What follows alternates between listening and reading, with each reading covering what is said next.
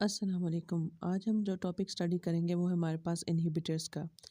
सबसे पहले हम इसमें देखेंगे कि हमारे पास एंजाइम इनहिबिशन क्या है। ऐसा फिनोमेना जिसमें एंजाइम रिएक्शन को कैटलाइज नहीं करा सकता, एंजाइम इनहिबिट हो जाता है, उसमें हमारे पास उसे प्रोसेस को कहते हैं एंजाइम इनहिबिशन। और इनको जो मॉलिक्यूल्स इनहिबिट कराते हैं उनको हम कहते हैं एंजाइम इनहिबिटर। तो मॉलिक्यूल जो रिएक्ट करते हैं एंजाइम के साथ लेकिन वो कन्वर्ट नहीं हो डिज़ायर प्रोडक्ट में, तो वो एंजाइम इनहिबिटर्स होते हैं जो सबस्ट्रेट की जगह पे आके एक्ट करते हैं एंजाइम्स के साथ। अगर हम इनकी एग्जांपल्स देखें जो हमारे पास इनहिबिटर्स हैं, उसमें हमारे पास इंक्लूड हैं पॉइजन्स हैं, ये हमारे पीटीपी में भी और जो फेडरल में दोनों है वही हैं, cyanide, anti metabolites, antibodies, penicillin, sulphur drugs, antibiotics etcetera. ये सारे इसमें हमारे पास इनहिबिटर्स की टाइप आ जाती हैं। अगर हम एग्जांपल के तौर पर देखें कि हमारी अगर पेंसिलिन है, वो एक्टिव साइट को ब्लॉक कर देती है जो उस एंजाइम की जो बैक्टीरिया जहाँ पे एक्ट करना होता है और इनहिबिट कराना होता है, लेकिन पेंसिलिन वहाँ पे एक्ट कर देती है बैक्टीरिया की जगह।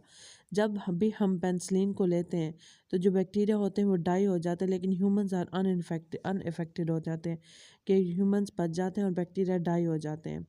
ये है पेंसिलिन का एक्शन। अगर हम टू टाइप्स ऑफ इनहिबिटर्स देखें तो हमारे पास दो तरह के इनहिबिटर्स हैं। एक हमारे पास इरिवर्सिबल, दूसरा है रिवर्सिबल। इरिवर्सिबल ऑक्यूपाई करता है एक्टिव साइट को और डिस्ट्रॉय कर देता है ग्लोबुलर स्ट्रक्चर। जब ग्लोबुलर स्ट्रक्चर एंजाइम का डिस्ट्रॉय हो जाता है तो समझ लें कि वो इरिवर्सिबल है। ये बनाता है फॉर्म कोवलेंट बॉन्ड को। हम जानते हैं कि सबस्ट्रेट और एंजाइम के दरमियान कभी कोवलेंट बॉन्ड नहीं बनता, लेकिन जो इनहिबिटर आता है वो इसके साथ कोवलेंट बॉन्ड बना लेता है और ये ब्लॉक कर देता है एक्टिव साइट को फिजिकली, इस वजह से इरिवर्सिबल है। अब हम देखेंगे रिवर्सिबल। ये वीक लिंकेज विद एंजाइम बनाते हैं, लेकिन इनका जो इफेक्ट होता है वो न्यूट्रलाइज हो सकता है बिल कम्प्लीटली भी और पार्शली भी। अगर हम कंसनट्रेशन ऑफ सबस्ट्रेट को बहुत ज़्यादा बढ़ा दें तो वो जो रिएक्शन है वो रिवर्सिबल हो सकता है कि उसका जो इफेक्ट था वो वो न्यूट्रलाइज हो जाएगा। अब हम टाइप्स ऑफ रिवर्सिबल इनहिबिटर्स देखें। हमारे पास कम्पिटिटिव इनहिबिटर्स और दूसरा हमारे पास non competitive inhibitors. Competitive inhibitors से देखें तो हमारे पास कम्पिटिटिव से पता चल रहा है कि कंपटीशन है किससे, जो इनहिबिटर्स का स्ट्रक्चर सिमिलैरिटी होती है किसके साथ, सबस्ट्रेट के साथ। वो बाइंड कर जाता है इनहिबिटर सबस्ट्रेट की जगह पे एक्टिव साइट पे। बाइंडिंग साइट उसको सिलेक्ट तो कर लेती है, लेकिन वो तो एंजाइम इनहिबिटर कम्प्लेक्स बन जाता है, लेकिन वो एक्टिवेट नहीं कराता कैटालिटिक साइट को। कैटालिटिक साइट को तो एंजाइम सबस्ट्रेट कम्प्लेक्स एक्टिव कराता है, लेकिन बाइंडिंग साइट सिलेक्ट कर लेते, लेकिन वो एक्टिवेट नहीं होती कैटालिटिक साइट को, जिसकी वजह से प्रोडक्ट्स हमारे नहीं बनते। ये हमेशा याद रखेगा इनहिबिटर्स ऑफ एन एंजाइम। हम जानते हैं कि एंजाइम्स के ही इनहिबिटर होते हैं, लेकिन जब एमसीक्यू के तौर पर आता है तो हम गलत कर देते हैं। For example, malonic acid is competitive inhibitor of succinic dehydrogenase enzyme का होता है। अक्सर हम सबस्ट्रेट को टिक करते हैं कि वो होगा कम्पिटिटिव इनहिबिटर, नहीं। मेलोनिक एसिड जो भी इनहिबिटर होगा वो एंजाइम का होगा। फॉर एग्जांपल, अगर एग्जांपल देखें, हमारे पास एंजाइम्स है सक्सिनिक डिहाइड्रोजिनेज, सबस्ट्रेट है सक्सिनिक एसिड, एक्टिव साइट पे उसने एक्ट किया, ये नॉर्मल रिएक्शन है, हाइड्रोजन रिलीज हो गए, हमारे पास प्रोडक्ट बन गया फ्यूमेरिक एसिड। ये हमारे पास नॉर्मल रिएक्शन है जो होना चाहिए। लेकिन अगर सक्सिनिक एसिड की जगह पे मेलोनिक एसिड यूज हो जाता है तो क्या होगा, वो बाइंड तो करेगा एंजाइम के साथ लेकिन रिएक्शन कोई नहीं होगा। सो हम कह सकते हैं जो मेलोनेट है वो कम्पिटिटिव इनहिबिटर है किसका, सक्सिनिक डिहाइड्रोजिनेज एंजाइम का। याद रखिएगा एंजाइम का। ये मेलोनेट का स्ट्रक्चर है। अब हम साथ में देखते हैं इंपॉर्टेंस ऑफ कम्पिटिटिव इनहिबिशन कि ये इसमें हम देखेंगे कि ये सपोर्ट करता है लॉक एंड की हाइपोथेसिस को, और ये यूज्ड एज ड्रग्स होता है, लाइक सल्फोनाइड्स होता है used as drug to combat bacteria infection. ये हमारे पास फेडरल में 2 पॉइंट्स हैं, ये एमसीक्यू आ सकता है कि ये किसको है सपोर्ट करता है और कौन सी चीज़ यूज्ड एज ड्रग्स होती है, कम्पिटिटिव इनहिबिटर्स। अब हम देखते हैं नॉन कम्पिटिटिव इनहिबिटर्स क्या होते हैं।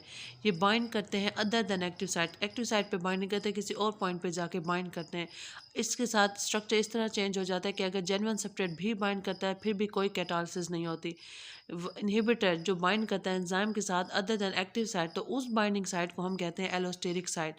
याद रखिएगा कि जो एलोस्टेरिक साइट वाला एंजाइम होगा उसकी 2 बाइंडिंग साइट होंगी, एक एक्टिव साइट और एक allosteric site. Non competitive inhibitor हमारे पास एग्जाम्पल है रिवर्सिबल की। अगर जेन्युइन सब्सट्रेट भी बाइंड उसके साथ करे फिर भी कैटालिसिस नहीं होती, तो ये कैसे मुमकिन होगा? इसलिए इसकी दो टाइप्स हैं, रिवर्सिबल भी, इरिवर्सिबल भी। रिवर्सिबल देखेंगे जब वो टेम्परेरी होगा। For example enzyme substrate complex बनता है लेकिन एंजाइम प्रोडक्ट कम्प्लेक्स नहीं बनेगा। एग्जाम्पल के तौर पर देखें तो हमारे पास फीडबैक इनहिबिशन है। ये याद रखिएगा, feedback inhibition reversible non competitive inhibition की टाइप है। ये एमसीक्यू आता है, ज़रूर आता है। उसके बाद है इरिवर्सिबल, जब परमानेंट वो तौर पर एक्ट करता है, एंजाइम की शेप को अल्टर कर देता है, ग्लोबुलर स्ट्रक्चर डिस्ट्रॉय हो जाता है। एग्जांपल्स हम देखें तो साइनाइड्स हैं, सॉर्ट्स ऑफ हैवी मेटल्स हैं। साइनाइड क्या करते हैं? किल करते हैं ऑर्गेनिजम्स को by inhibiting cytochrome oxidase essential for cellular respiration. Cellular respiration में जो साइटोक्रोम यूज़ हो रहे होते हैं, साइटोक्रोम ऑक्सीडेट्स उनको इनहिबिट कर देता है, जिसकी वजह से एक्शन स्टॉप हो जाता है और ये बाय कंबाइन करता है प्रोस्थेटिक ग्रुप के साथ। उसके बाद आयंस ऑफ हैवी मेटल्स अगर देखें, हमारे पास मरकरी, कॉपर, सिल्वर, ये थायोल ग्रुप के साथ बाइंड करते हैं और जिसकी वजह से डाइसल्फाइड ब्रिजेस जो ब्रेक हो जाते हैं, एंजाइम डीनेचर हो जाता है और इनएक्टिव हो जाता है। ये हमारे पास जो प्रोसेस होता है इरिवर्सिबल होता है। अब हम एग्जांपल्स देखेंगे कम्पिटिटिव इनहिबिटर्स के, नॉन कम्पिटिटिव इनहिबिटर्स के और कुछ एमसीक्यू देखेंगे। कम्पिटिटिव इनहिबिटर्स में हमारे पास है antibodies, anti metabolites, iodoacetate, penicillin, malonate और coenzyme A high concentration.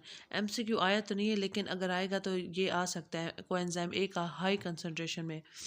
Non competitive inhibitors में अगर हम देखें तो हमारे पास है nerve gas, acetaldehyde diisopropyl fluorophosphate, हमारे पास नर्व गैस होती है। ये नॉन कम्पिटिटिव की इनहिबिटर की एग्जांपल है। उसके बाद हमारे पास जो हैवी मेटल्स हैं सारे, मरकरी, सिल्वर, कॉपर, साइनाइड वगैरह नॉन कम्पिटिटिव इनहिबिटर्स हैं। अगर कुछ एक इंपॉर्टेंट एमसीक्यू देखें तो याद रखिएगा, enzyme can not initiate reaction, enzyme खुद रिएक्शन को इनिशिएट नहीं कराता। Many enzymes are produce in inactive form to protect. ये फेडरल में और नम्स में ज़रूर आता है, किस लिए यूज़ होता है? सेल प्रोटीन्स को प्रोटेक्ट करने के लिए इनएक्टिव फॉर्म में यूज़ होता है। Turn over depend upon the active site of an enzyme, ये इंपॉर्टेंट एमसीक्यूज हैं। टर्न ओवर वाला यूएचएस में क्लासिफिकेशन ऑफ एंजाइम्स देखें बेस्ड अपॉन सबस्ट्रेट। ये हमारे पास है प्रोटीएजेस, लाइपेजेस, कार्बोहाइड्रेसेस, न्यूक्लियसेस। सबसे पहले हम देखते हैं प्रोटीएजेस। ये सारे नर्म्स में और यूएचएस में जो एनएमडी कैट हुए थे उसमें ये सारे एमसीक्यू यहाँ से आते थे। एक्ट ऑन प्रोटीन ये करते हैं प्रोटीएजेस, लाइक पेप्सिन और ट्रेप्सिन है, ये लार्ज पॉलीपेप्टाइड को स्मॉल पॉलीपेप्टाइड या पेप्टोन्स में कन्वर्ट करते हैं। हमारे पास है अमाइनोपेप्टाइडेसेस या कार्बोक्सीपेप्टाइडेसेस, ये डाइजेस्ट करते हैं स्मॉल पॉलीपेप्टाइड्स और जो पेप्टोन डाइजेस्ट हुए थे उनको डाईपेप्टाइड में करता है। उसके बाद हमारे पास है एरेप्सिन। एरेप्सिन क्या करता है? ये डाइजेस्ट करता है डाईपेप्टाइड्स को इनटू अमाइनो एसिड्स में कन्वर्ट करता है। इन तीनों के फंक्शन आपने याद रखने हैं। इसको हम डाइजेस्टिव सिस्टम में भी स्टडी करेंगे लेकिन यहाँ पे हम एक थोड़ा सा इसका कंसेप्ट देख रहे हैं कि ये चीज़ प्रोटीएसिस एक्ट करते हैं। उसके बाद हम देखें तो लाइपेजेस है हमारे पास। लाइपेजेस क्या करते हैं? ये हाइड्रोलाइज करते हैं lipids into fat and glycerol में। फॉर एग्जांपल जैसे हमारे पास है पैंक्रेटिक लाइपेज। उसके बाद हम देखेंगे कार्बोहाइड्रेट्स, ये क्या क्या करते हैं? ब्रेक डाउन करते हैं कार्बोहाइड्रेट्स को। जैसे अमाइलेज है, अमाइलेज डाइजेस्ट करता है स्टार्च और ग्लाइकोजेंस को, जो हमारे पास पॉलीसेकेराइड है, इनटू माल्टोज करते हैं। याद रखिएगा डायरेक्ट ग्लूकोज में नहीं करते, माल्टोज में करते हैं जो हमारे पास डाइसेक्राइड है। सेलुलेज डाइजेस्ट करता है इनटू सेलोबियोज, वो भी हमारे पास एक डाइसेक्राइड है। और उसके बाद हमारे पास जो माल्टेज हैं वो फिर माल्टोज पैक करते हैं, उसको ग्लूकोज में कन्वर्ट करते हैं। फिर हमारे पास सुक्रेज है, वो डाइजेस्ट करता है सुक्रोज को, ग्लूकोज एंड फ्रक्टोज। ये जिन जिन चीज़ों के बने होते हैं उनको जो डाइसेक्राइड है हमारे पास, वो उनको उनके कंपोनेंट्स में डाइजेस्ट कर देते हैं। लैक्टेज लैक्टोज को गैलेक्टोज और ग्लूकोज में कन्वर्ट करता है। ये हम सारा स्टडी करेंगे बायोलॉजिकल मॉलिक्यूल्स के टॉपिक्स में। आगे हम देखेंगे हमारे पास है न्यूक्लियसेस, ये ब्रेक डाउन करता है डीएनए और आरएनए को। जैसे आरएनएज है डाइजेस्ट करता है RNA into ribonucleotides, DNAs digest करता है डीऑक्सीराइबोन्यूक्लियोटाइड्स, एटीपेजेस काजेस करते हैं हाइड्रोलिसिस ऑफ एटीपी। ये एक एमसीक्यू के तौर पर बेस्ड ऑन रिएक्शन टाइप पे देखें तो हमारे पास ऑक्सीडो रिडक्टेसिस वाजे है, डिहाइड्रोजिनेस है, ऑक्सीडेशन रिडक्शन कराएगा, ऐड कराएगा और रिमूव करेगा क्या? इलेक्ट्रॉन या हाइड्रोजन। उसके बाद इसके एग्जांपल्स देखें तो हमारे पास ऑक्सीडेज, साइटोक्रोम ऑक्सीडेज, पर ऑक्सीडेज, ये सब हमारे पास ऑक्सीडो रिडक्टेसिस के एग्जांपल्स हैं। ट्रांसफरेसिस में यह क्या करते हैं? ये ट्रांसफ़र करते हैं स्पेसिफिक फंक्शन को अदर देन हाइड्रोजन। हाइड्रोजन के अलावा ये दूसरे स्पेसिफिक जो फंक्शनल ग्रुप हो उनको एक सबस्ट्रेट से दूसरे के पास ट्रांसफ़र कराते हैं। जो इसमें केमिकल ग्रुप ट्रांसफ़र होता है वो फ्री स्टेट में नहीं होता। जैसे हेक्सोकाइनेज है, ये ट्रांसफ़र कराता है फॉस्फेट ग्रुप को एटीपी से ग्लूकोज में, जैसे फॉस्फो ट्रांसफरेजेज हमारे पास है। उसके बाद हमारे पास है हाइड्रोलिसिस। ये ब्रेक करता है large complex organic molecule into smaller once by adding water. ये वाज़े पता चल रही है। ये क्या करता है, स्पेसिफिक जो कोवलेंट बॉन्ड्स होते हैं उनको ब्रेक करता है। लाइक पेप्सिन है, रेनिन है, ट्रेप्सिन है। ये याद रखिएगा, जो रेनिन है सिंगल एन वाला, ये हमारे पास एंजाइम है। अब हम देखेंगे लाइएसिस। ये क्या करता है, ब्रेक डाउन करता है कोवलेंट बॉन्ड्स को and removal of group without hydrolysis. Hydrolysis के अलावा ये बगैर ये कोवलेंट बॉन्ड को ब्रेक कर देता है। हिस्टिडीन डी कार्बोक्सिलेज हमारे पास जो बेसिक अमाइनो एसिड है, ये ब्रेक डाउन करता है bonds between carbon atom and histidine form carbon dioxide and histamine. जो हमारे पास फॉस्फोग्लाइसरोम्यूटेजेस हैं, ये हमारे पास लाइएसिस की एग्जांपल। फिर आइसोमेरेजेस है, ये वाज़ेह है कि ये आइसोमेरिज्म कराएगा। ये हमारे पास इंट्रामॉलिक्यूलर अरेंजमेंट कराता है। जो आइसोमर फ्रॉम वन अनदर, जैसे हमारे पास फोस्फो हेक्सोज आइसोमरेज है, चेंजेस करता है ग्लूकोज 6 फॉस्फेट को फ्रक्टोज 6 फॉस्फेट में, जैसे फ्यूमरेज है हमारे पास। उसके बाद हमारे पास लाइगेजेस। लाइगेज हमारे पास सिंथेटेज के तौर पर एक्ट करता है। ये ब्रिंग करता है joining together of two molecule, दो मालिक्यूल्स को ज्वाइन करता है।